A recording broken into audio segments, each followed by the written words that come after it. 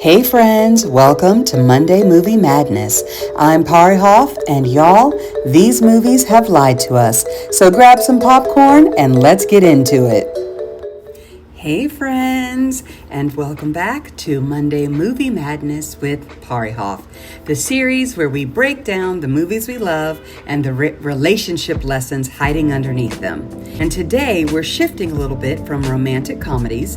Today we're taking a trip to Indora to talk about What's Eating Gilbert Grape. Now, if you watched this movie years ago, you probably thought that it was about an honorable young man trying to hold his family together in the midst and aftermath of tragedy. And it is. But watching this as an adult now, I realized it's really about something much deeper. It's about family roles, it's about responsibility, it's about guilt, and it's about what happens when your identity becomes wrapped up in being needed. So today I want to look at what I call the 3 Bs of Gilbert Grape: Bonnie, Betty, and Becky. Because each woman represents something different in Gilbert's life, and together they help us answer the question, what's really eating Gilbert Grape? Number 1, Bonnie. Let's start with her. Bonnie is Gilbert's mother. Now, before we go any further, Bonnie is not the villain of this story. She's grieving, she's depressed, she's isolated, she's carrying her own pain, but Bonnie represents something that many people know all too well. Bonnie represents obligation. Gilbert loves his mother, but he feels responsible for her, and those are not the same thing. Throughout this movie, Gilbert worries about her health, he worries about her feelings, he worries about how the community sees her, he worries about protecting her. He worries about protecting her dignity.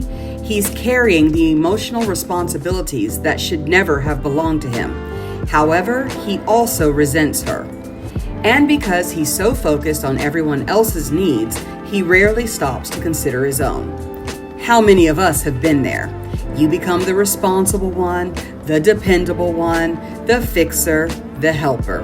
And after a while, people stop asking if you're okay because you've become so good at carrying everything.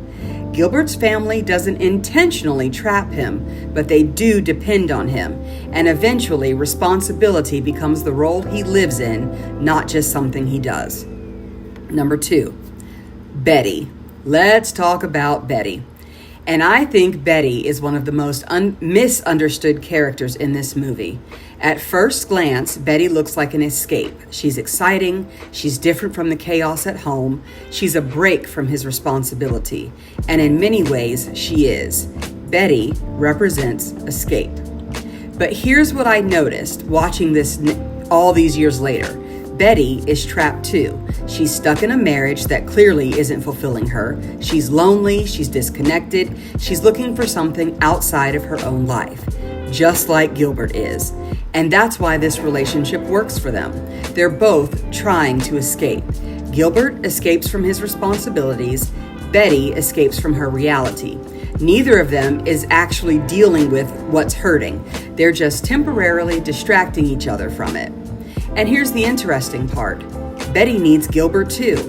Not in the same way that his family does, but she absolutely needs something from him. She needs validation, attention, and excitement. She needs to feel desired. She needs to feel relief from her own unhappiness. So while Gilbert thinks he's escaping being needed, he's actually stepping into another relationship where someone is taking from him emotionally. The difference is that this one feels good, at least for a little while. But escape isn't freedom, it's just a different cage.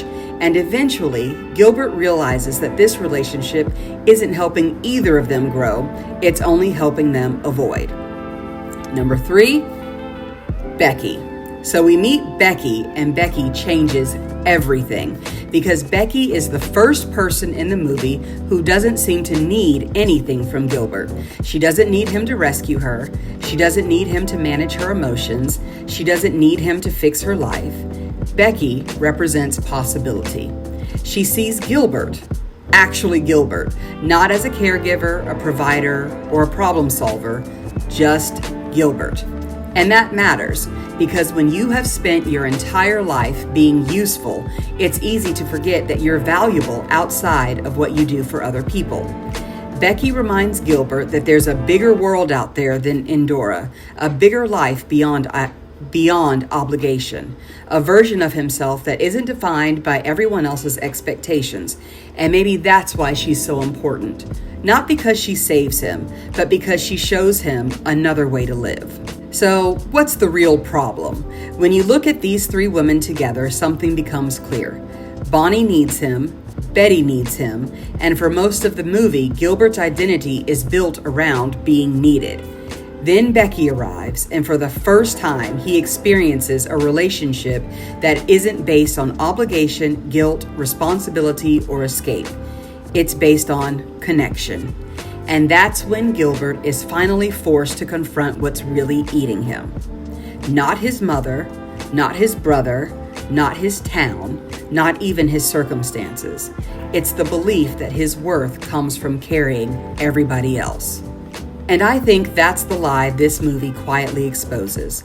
We often celebrate the person who sacrifices everything. The strong one, the responsible one, the one who never complains, the one everybody leans on. But this movie asks a difficult question. What happens when you've spent so much time taking care of everyone else that you no longer know who you are? Because being needed feels good. It feels important. It feels meaningful. Being needed and being loved are not the same thing. And sometimes the people who look the strongest are carrying the heaviest burden of all. So I'll leave you with this question.